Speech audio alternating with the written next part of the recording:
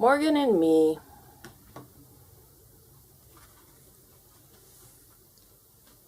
Do you ever lie on your back and gaze at the sky, wishing you were something other than you are? In a far corner of the land of Later, there was a beautiful princess who was always dreaming of being someone other than herself. When her chores in the castle were to be done, she could be found lying on her back, dreaming of paupers, princesses, and dewdrops. She would dream she was a pauper, for she was. She would dream she was a princess, for she was. And she would dream she was a dewdrop, but she really wasn't a dewdrop.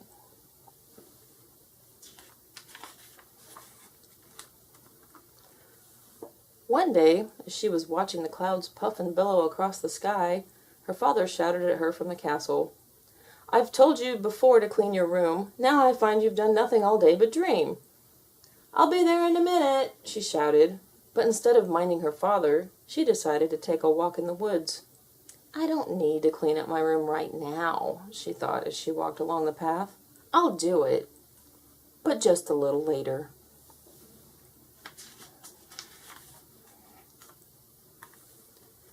She walked deeper and deeper into the forest. The trees made a beautiful canopy over her head.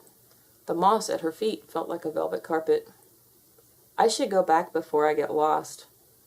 "I'll go back, but just a little later." She walked on and on into the forest. "I should find something to eat, for I am so very hungry. I'll look for food, but just a little later."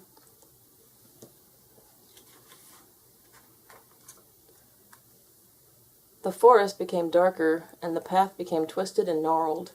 Brambles were tearing at her clothing, but the little princess knew the path must be prettier up ahead. Besides, she could always turn around and go back later. As she walked farther, the dark shadows began closing in around her.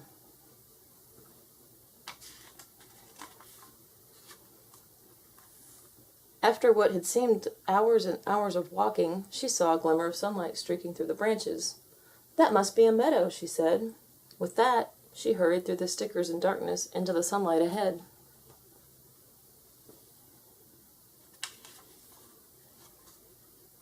Happily, she stepped into the clearing. "What a beautiful meadow," she thought. "There are flowers growing in every corner. And the clover. Just smell the clover." The princess was absolutely delighted. Never had she seen anything quite so beautiful.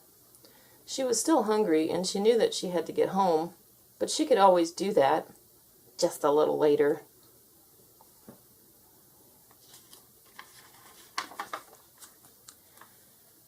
She was having so much fun that she had run around the meadow nearly 4 times before she noticed a large shape leaning against a tree. She stopped and looked. Standing next to the tree was the largest unicorn she had ever seen. The princess was a little frightened.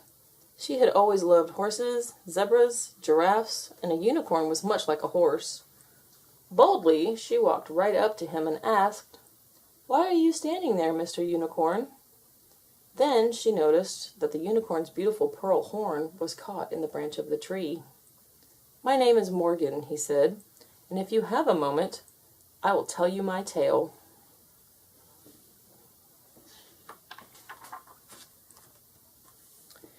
It seems that Morgan was a fun-loving and playful unicorn.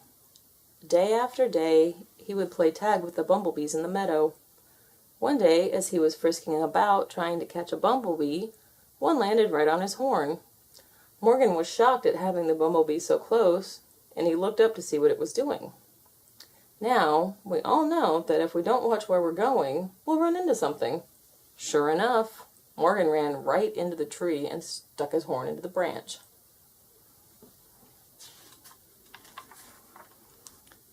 Desperately, the bumblebees gathered around and tried to set Morgan free, but it was to no avail.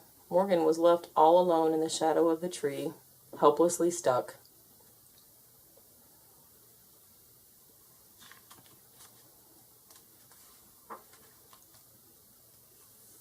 Morgan asked the little princess if she would free him. If she would only help, Morgan promised to be hers for all of his days. The princess thought for a moment and said, "I'm sorry you got stuck in the tree, Morgan. I know I should help you, and I will, but just a little later."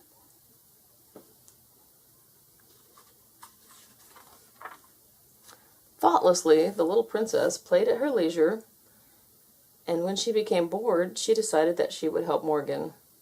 She found a very thorny rose bush and carefully broke off a branch. Gently, she climbed up Morgan's back, and using the rose branch as a saw, began to cut through the limb. At last, Morgan was free.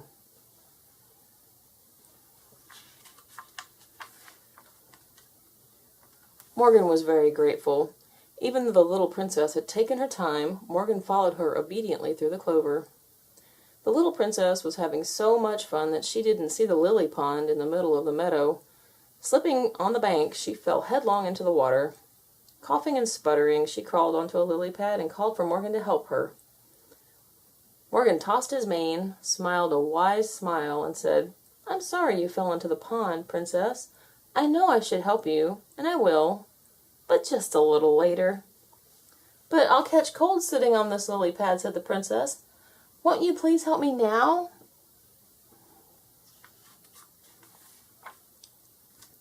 Sadly, the princess thought a moment. Then she remembered all the times that her father had asked her to clean her room, and she had always put it off until later. She even knew how Morgan must have felt when she told him she'd help him later.